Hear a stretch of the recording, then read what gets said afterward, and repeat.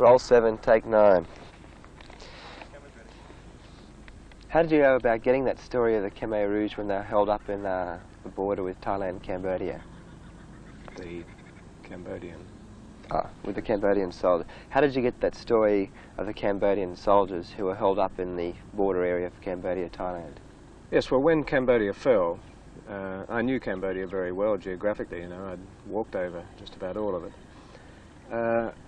I knew it was almost certain that in this 12th century temple there would be Cambodian soldiers, and it would be very difficult for the Cambodian communists to get to them because they had to scale a 500-meter cliff face to get to them. That temple can be entered very easily, actually from Thailand, much easier than from Cambodia, and that's exactly what I did. The last time you were seriously wounded in Cambodia, what are your recollections of just after the rocket exploded in the middle of you? Yes, well, of course there were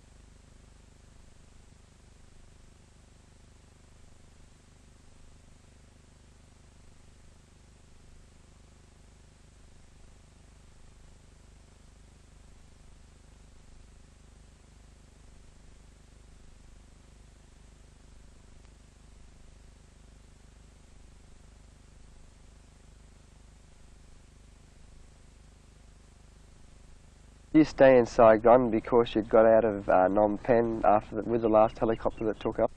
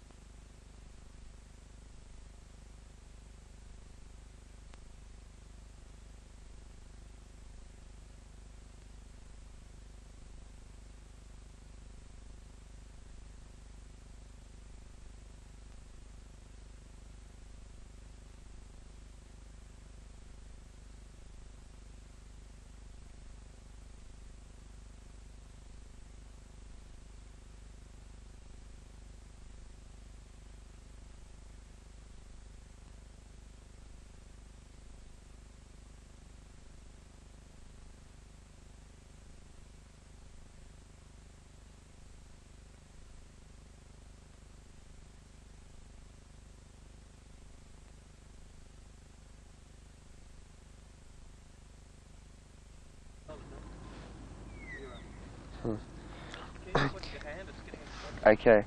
Do you feel that after 11 years of covering wars and revolutions that you've had enough, that it's about time you turn to do something else? Oh yes, I would like to do other things. It's just what comes up in my employment. Unfortunately, I suppose for me, I'm tagged as being a war correspondent.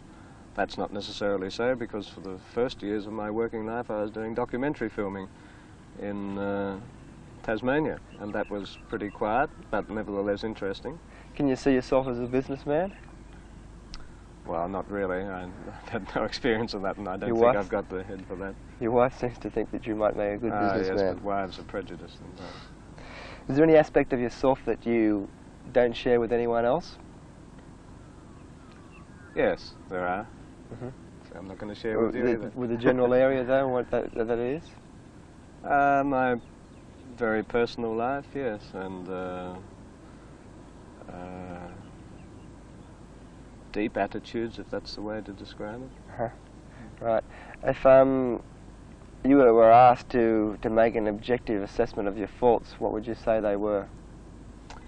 My faults. I'm impatient at times, impatient with others. Not necessarily, only when I'm working closely with them, probably. I have a certain way of doing things. Others, their criticism of me would be probably more harsh in those general terms. This might sound rather morbid, but given the opportunity, would you rather die as an old man in bed, or would you like to die on the battlefield before old age sets in? I'll die when it comes, and I hope that I still have all my faculties, and if it comes tomorrow, that's fine. If it's in another 50 years, that's also fine. Right. Cut.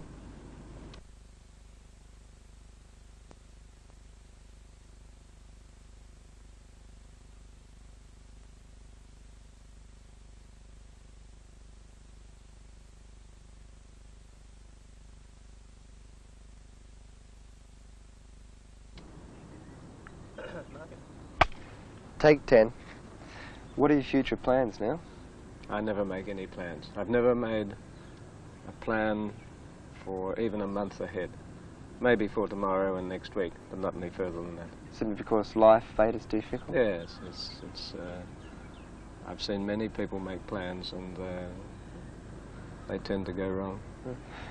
Can you tell me about that instance where you were taken back with the drip? After being wounded, yes.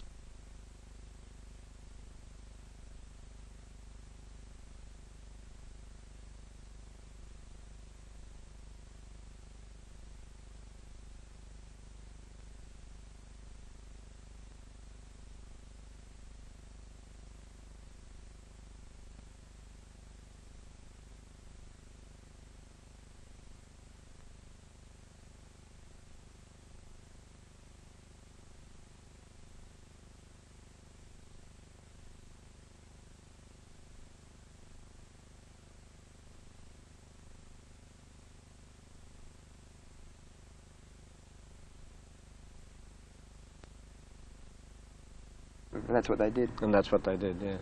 Just one other thing.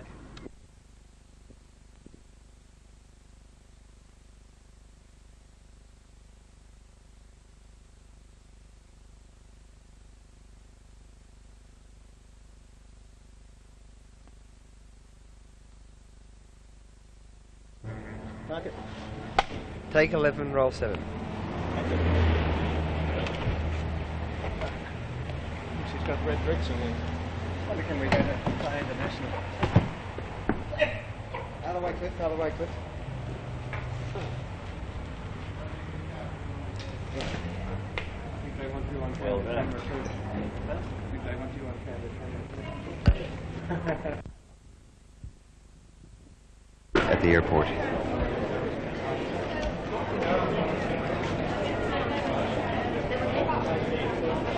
Well,